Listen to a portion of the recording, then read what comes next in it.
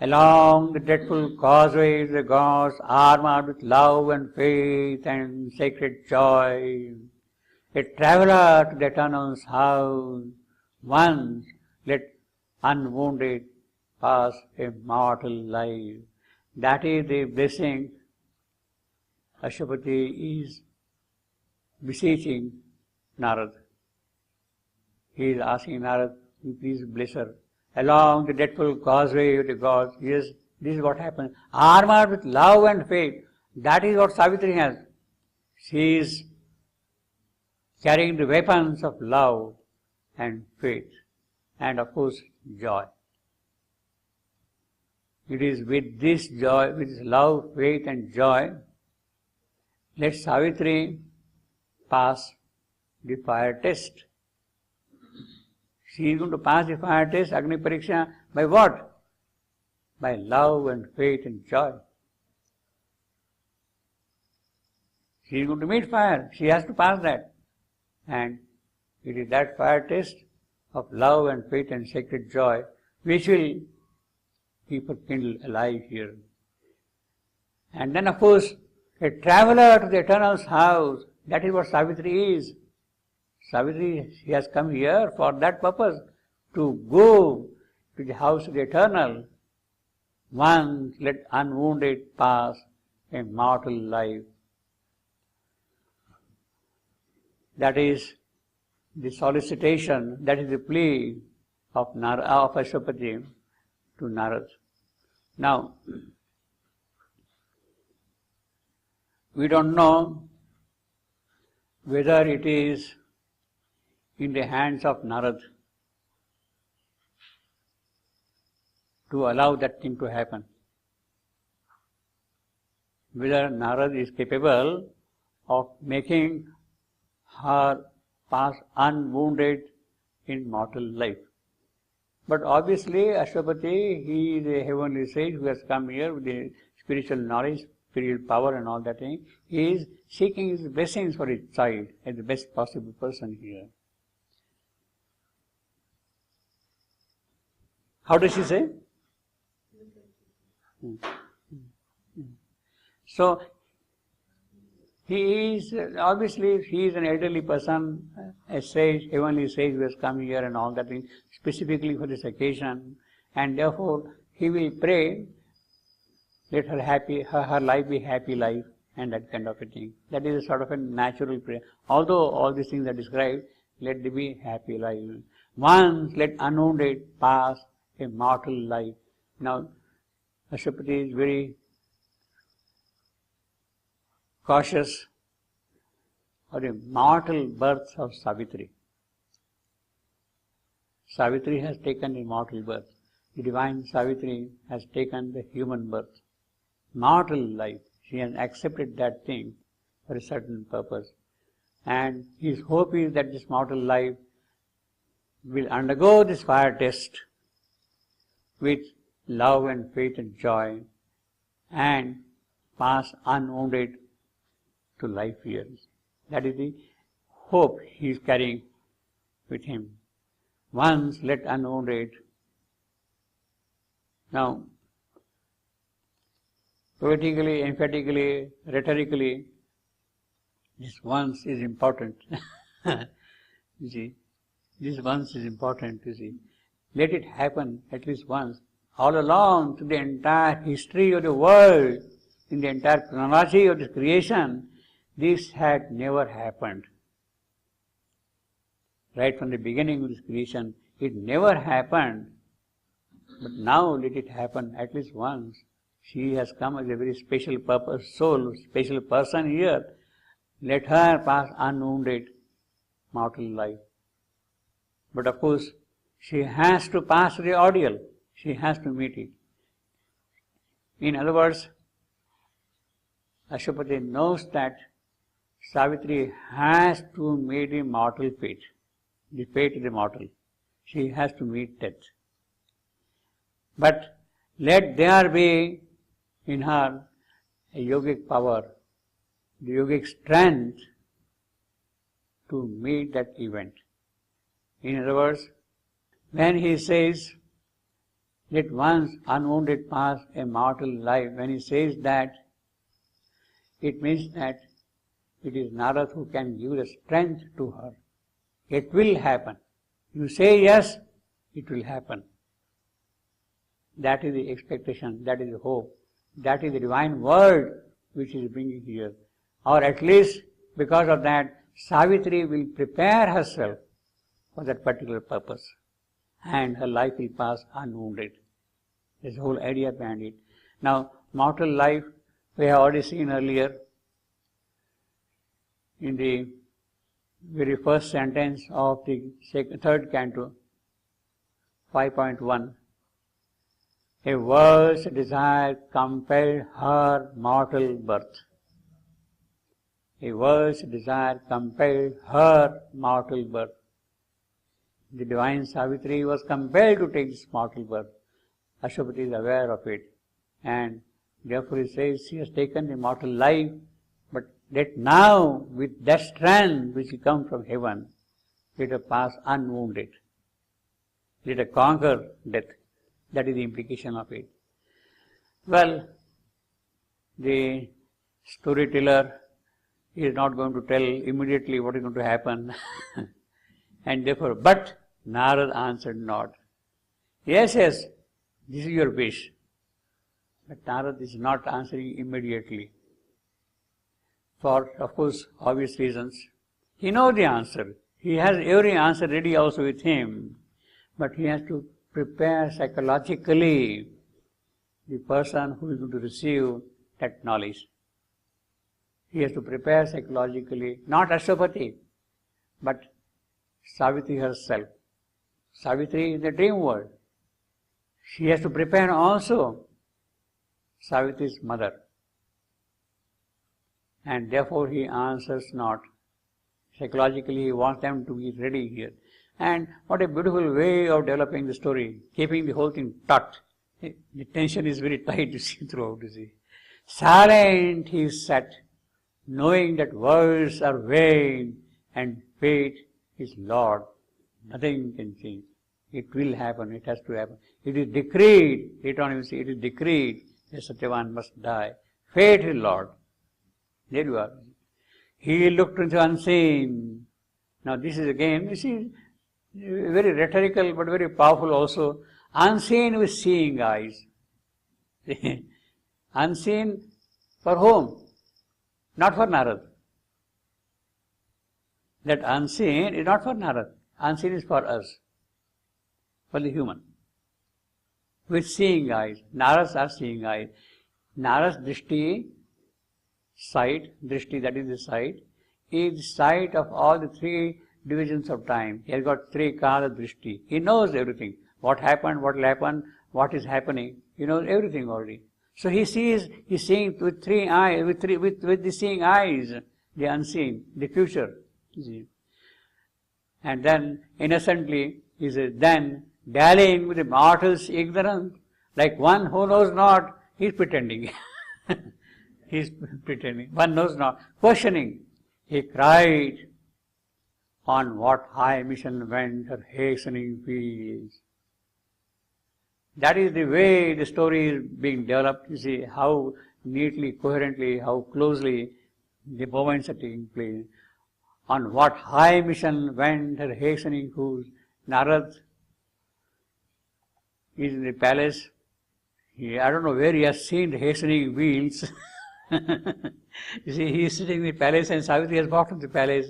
But from above, he has seen something happening here around. But at the same time, Narad is perfectly justified in saying hastening wheels. The way the impatience, the anxiety, with the joy with which Savitri is rushing into the palace to tell something, it means that she has come on speeding wheels. On wheels with a rush, you see. She wants to tell something. Yes, I have found my lover. She wants to reveal that thing. And therefore Narad has pursued that thing, hastening wheels of Savitri. She has come back. On what high mission went her hastening wheels? Whence came she with this glory in her heart? Narad has seen the glory in her heart. Suddenly she has become bright, and paradise made visible in her eyes. Paradise made visible in her eyes. Narada has seen the paradisal glimpse in the eyes of Savitri, and he is asking innocently, where from has that glory come? Where from? Now here again, and paradise made visible in her eyes. We have already seen earlier in the book of love, allude to her lashes. 104.1. Allured to her lashes by his passionate words, her fathomless soul looked at him from her eyes. These two lines. We have got the same thing here. Paradise made visible in her eyes. Now, as I told you earlier, in this case, Savitri is so much enamored by Satyavan's presence there. She is so joyous, so happy that her soul is attracted by her eyelashes. Eyelashes have become so loving, so charming, so beautiful. They have become so beautiful that the soul from deep within got attracted by the beauty. Allured to her lashes by the passionate words, her fathomless soul looked out from within. It came out from within, that fathomless soul, because the eyes have become so beautiful, so loving, so joyous. Here also, paradise made visible in her eyes. Paradise made visible in her eyes, you see. That is what Narada sees. Savitri's soul has come out. Narada is seeing also the same thing from above. That her eyes have become absolutely beautiful, charming, you see. The whole paradise is there in her eyes because she has found love. And then he asks innocently, what sudden God has met? What face supreme? Now, that summarizes everything. What face supreme? It is not an ordinary creature, an ordinary person Savitri has met. Somebody who is absolutely exceptional, God, supreme face himself, she has met him then. Therefore, her eyes are visible. In her eyes is visible the whole paradise itself. So he is asking a very small, innocent question. What sudden God has met? What face supreme? And then, to whom the king, red Ashoka, watched her going forth, which now sees her return. This is again a very romantic way of describing the whole mission of Savitri. Narada was asking, on what high mission? What high mission? Narada was asking. And Ashwapati, her father, is telling him, red Ashoka watched her going forth, which now sees her return. The red Ashoka has seen her going, and now it is seeing her coming back. It means that red Ashoka has witnessed the mission which Savitri has accomplished. She had gone on a mission. She has come back. It means that she has accomplished the mission. Now, you can think of the whole simile something like this. When Savitri heard the command from her father, go and find out your own life's partner, the mantra. She carried that mantra and she drives out of the palace garden in the chariot. At the gate of the garden, entrance gate of the garden, is the Ashoka tree. And the Ashoka tree is there, Ashoka griefless, which has no grief at all. The Ashoka tree is standing at the gate of the garden, and she is walking out of the garden, so the Ashoka has seen her going out. Now the same Ashoka tree is seeing her coming back, grieflessly seen. So he says, the red Ashoka watched her going forth, which now sees her return.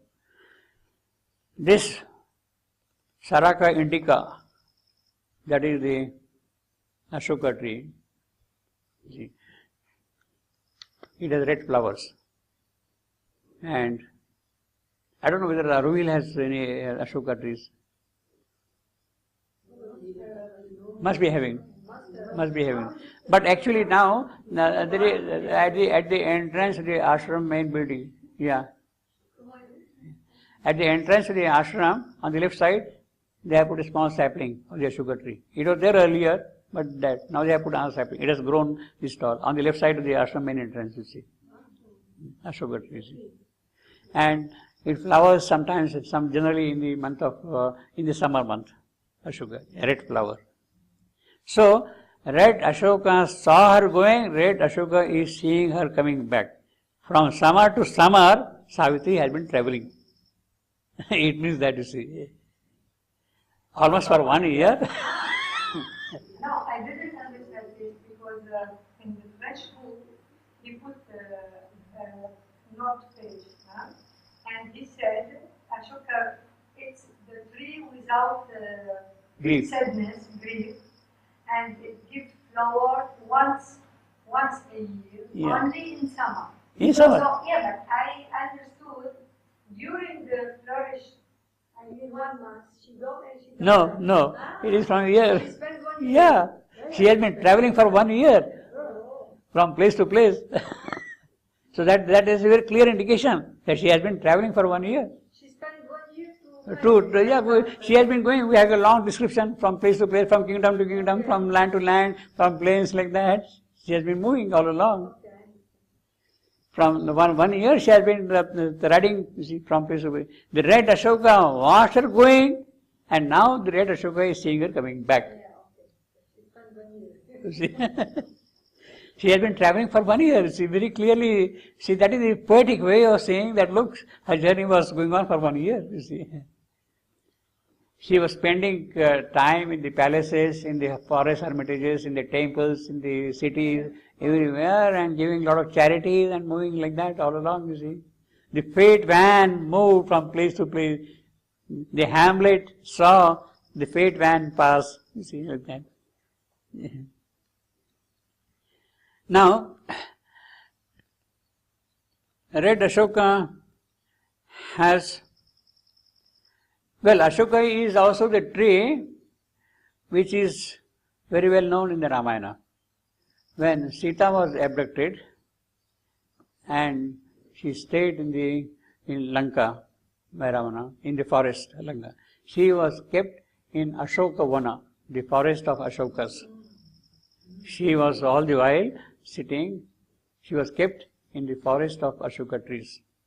Ashoka Vana, you see, griefless forest. That is what the Ramayana says, you see. So that association is also there here, griefless forest. Means something good will definitely happen out of that, you see.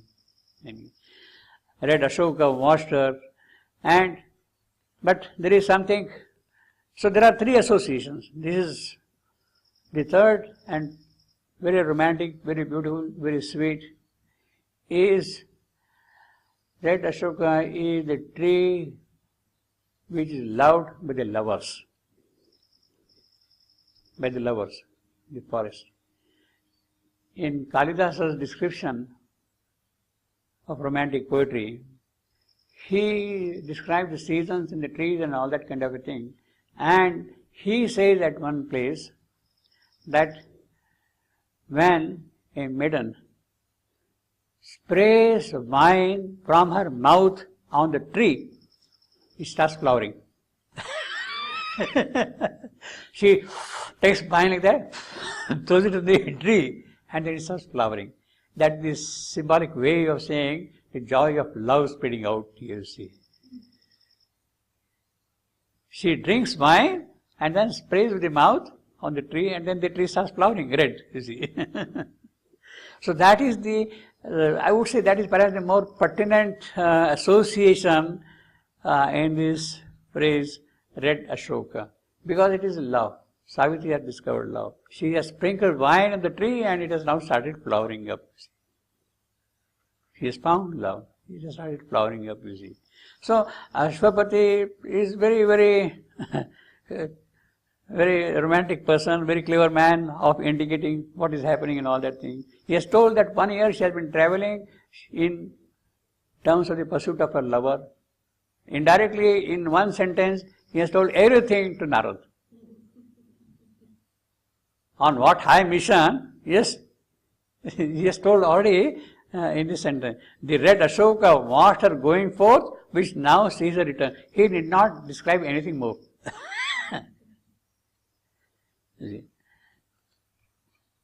But arisen into an air of flaming dawn, like a bright bird tired of a lonely branch. Well, this is an obvious simile now. Savitri has grown into full maidenhood. She must have a mate, and she is now sitting on the branch like a lonely bird, tired of a lonely branch. To find her own Lord, since to her on earth he came not yet. The heroic princes, the kings of the land, of the country, nobody could dare to claim the hand of Savitri in marriage. All the princely heroes, they were kind of repelled by the radiance and the power of Savitri. They could not claim her hand. And therefore, Savitri had to go out in search of her own husband, to find her own Lord, since to her on earth he came not yet.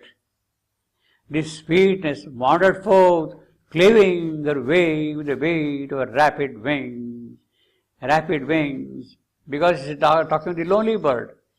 And Narad was saying, hastening wheels. In response to the hastening wheels, he speaks of now rapid wings, you see. So there is a beautiful way of answering each aspect of the question, you see. With the beat of a rapid wing, led by a distant call, her vague, swift flight, threaded the summer morns and sunlit land. Day after day she has been going, and then of course, distant call, where she is going to find she does not know. Therefore, it is vague. What is going to happen? Of that, nobody had an idea. Therefore, it is vague. Vague, swift flight. The happy rest her burdened lashes keep. Yes, all that I know is Red Ashoka saw her going. Red Ashoka is seeing her coming back. She has been moving on rapid wings. Is a bird in search of his mate. That is all I know. But what has really happened in between, of that I have no knowledge. And it is Savitri who is going to tell now what really happened in the course of her journey. Led by a distant call, her way swift light threaded the summer morns and sunlit lands. The happy rest her ardent lashes keep. The joyous lashes are there, happy are there. She is eager to tell, disclose what she has found. And these charmed guardian lips hold treasured still. These lips of Savitri, they are closed at the moment, but they are going to speak. Charmed guardian lips hold treasured still. Virgin who cometh perfected by joy. Yes, Savitri has come back perfected with joy. She was lacking something, although a princess. But now she is perfected because of the joy discovered, because of the name. And then revealed the name, the sudden heartbeats learned. Well, this is what is going to happen. Yes, my Lord, my Satyavan, whatever is it. Reveal the name, the sudden heartbeats learned. Whom hast thou kingliest? Whom hast thou chosen kingliest among men? So Ashwapati expects that he must have been a prince, he must have been a lordly person, from a royal family. In fact, that is the expectation of a father. Father will not expect that she will go and marry some wayside boy like that, you see, in that sense. That is the expectation of a royal family, of majesty. Whom hast thou chosen kingliest among men? So it is the kind of eagerness which he is showing.